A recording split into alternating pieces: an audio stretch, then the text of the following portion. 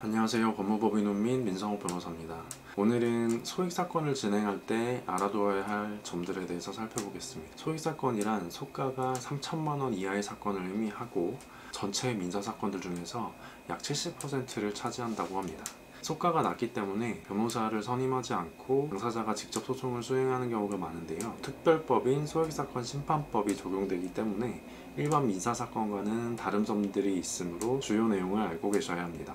우선 첫째, 소액사건의 경우 법원에서 원고가 청구한 대로 이행할 것을 권고하는 내용의 이행공고 결정문을 보내는 경우가 있습니다. 이행공고 결정은 판사가 원고가 제출한 소장과 증거들을 봤을 때 원고 청구에 근거가 있어 보이므로 피고한테 이행을 하는 게 어떻겠냐고 권고를 하는 겁니다. 단지 이행을 권고하는 것에 불과하기 때문에 이런 결정문을 받았다고 해서 불안해 하실 필요는 없고요. 만일 다툼의 여지가 있다면 결정문을 송달받은 날로부터 2주 이내에 이의신청서를 법원에 접수하시면 됩니다. 이 기한을 놓치면 이행공고 결정문이 확정 판결과 동일한 효력을 갖기 때문에 주의하셔야 되고요. 이의신청 없이 2주가 도과가 되면 원고는 이행공고 결정문을 가지고 집행문 없이 바로 집행을 할 수가 있습니다. 둘째로 당사자의 배우자, 직계혈족, 형제자매는 법원의 허가가 없이도 소송 대리를 할 수가 있습니다. 일반 민사사건에서는 별도의 요건도 있고 법원의 허가도 필요하지만 이 소액사건에서는 허가가 없어도 된다는 거죠. 셋째로 소액사건 판결문에는 이유가 기재되지 않을 수가 있고 거의 대부분의 소액사건 판결문에는 이유가 기재되지 않습니다. 실제로. 그렇기 때문에 판결문을 받아보아도 내가 왜 이겼는지 또는 왜 졌는지를 알 수가 없는 거죠. 어떠한 쟁점이 문제가 되는지를 알아야 내가 항소를 할지 여부를 결정할 수가 있는데 이유가 전혀 안 써있는 판결문을 받으면 항소할지 여부를 판단하기가 어렵겠죠. 이런 특성이 있고요.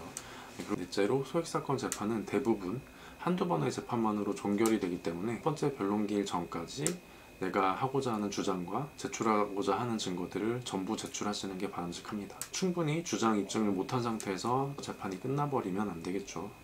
다섯째로 처음에는 3천만 원 이하를 청구하여 소액사건으로 분류가 되어 재판이 진행되다가 재판 중에 청구를 확장해서 소가가 3천만 원을 초과하게 되는 경우에 재판부가 재배당되어서 소송이 지연되기 때문에 만약 이런 경우라면 처음부터 3천만 원을 넘는 금액으로 소장을 접수하시는 것이 낫습니다. 소액사건은 일부 청구가 제한되기 때문에 내가 일단 3천만 원만 청구합니다 이렇게 일부 청구를 할 수가 없고요.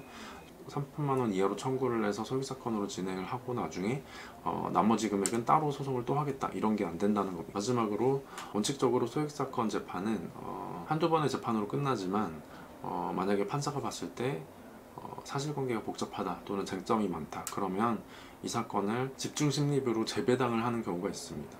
이렇게 되면 집중심리부에서 좀 더 심도 있게 재판을 진행을 하게 되고 또 그만큼 시간도 그만큼 재판 기간도 길어지게 됩니다. 이렇게 소액사건의 몇 가지 특징들에 대해서 살펴보았는데요. 사건이라 하더라도 이 사건이 사실관계가 좀 복잡하다 또는 법리적인 쟁점이 많아서 내가 스스로 충분한 주장 입증을 하기가 어렵다 또는 이 사건의 승패가 다른 사건에 영향을 미친다거나 또는 추가 소송이 제기될 우려가 있다 이런 경우라면 소액사건이라 하더라도 변호사를 선임해서 진행하시는 게 안전하겠죠.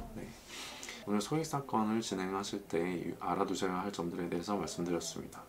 도움이 되셨기를 바라겠습니다. 감사합니다.